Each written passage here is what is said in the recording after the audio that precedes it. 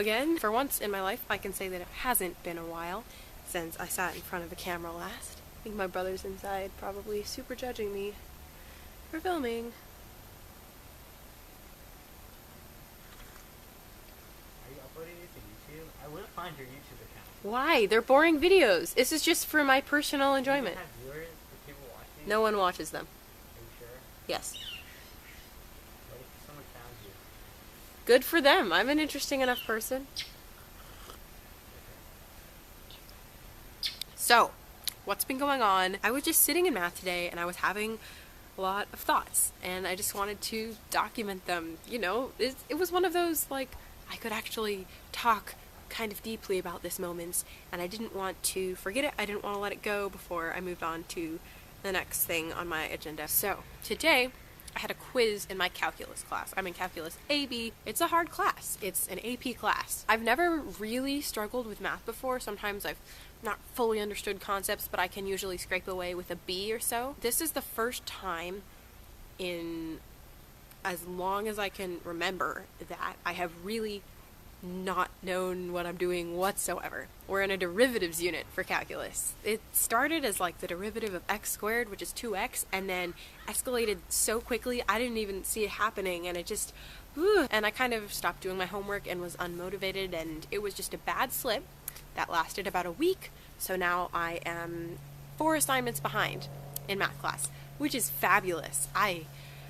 It's fabulous. There's a cat. It's just walking through my backyard. We don't own a cat. We don't have a pet cat. So I fell behind on this unit, but unfortunately, to make sure people are always current on units, my math teacher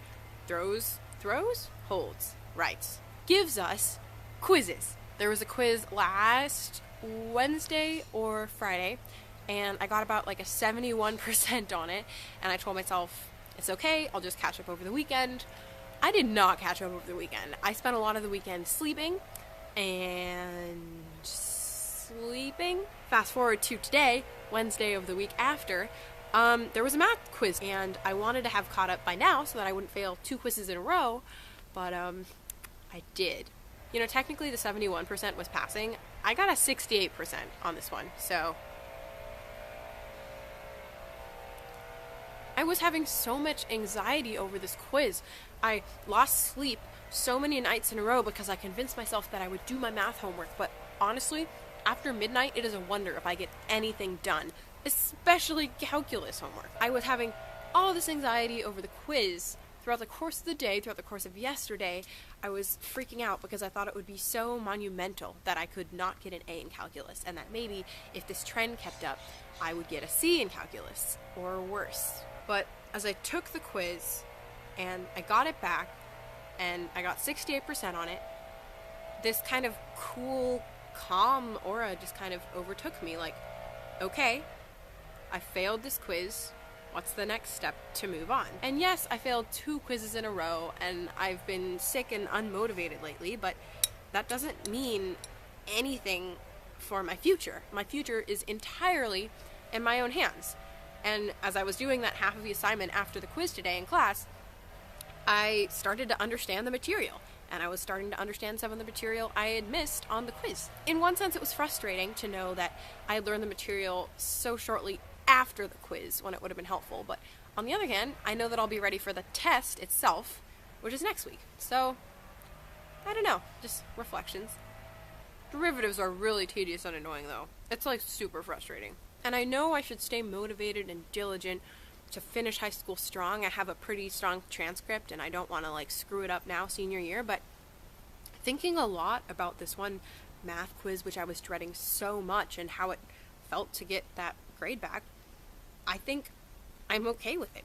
I think it's good to find this kind of acceptance with some form of failure. And yeah, maybe this failure isn't huge and maybe I'm making a big deal out of nothing, but I don't know. It's nice to be at peace with myself.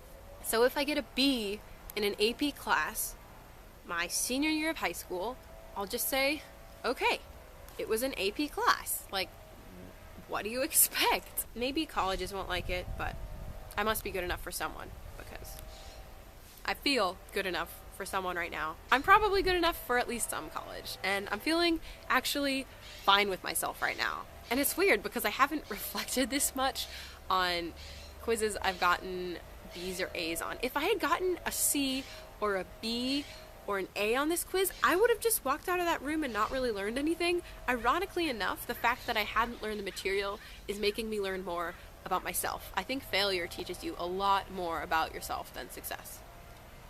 I also think the world already knew that, so my bad. Okay, I've been talking for 10 minutes now, and I told myself that I didn't want to make it too hard for my future editing self.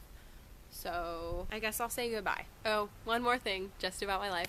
I'm also pretty sure 80% of the reason I filmed this is because I've been marathoning classic literature web series retellings. I'm talking Jules and Monty, and I'm talking, what is it called? Nothing Much to Do.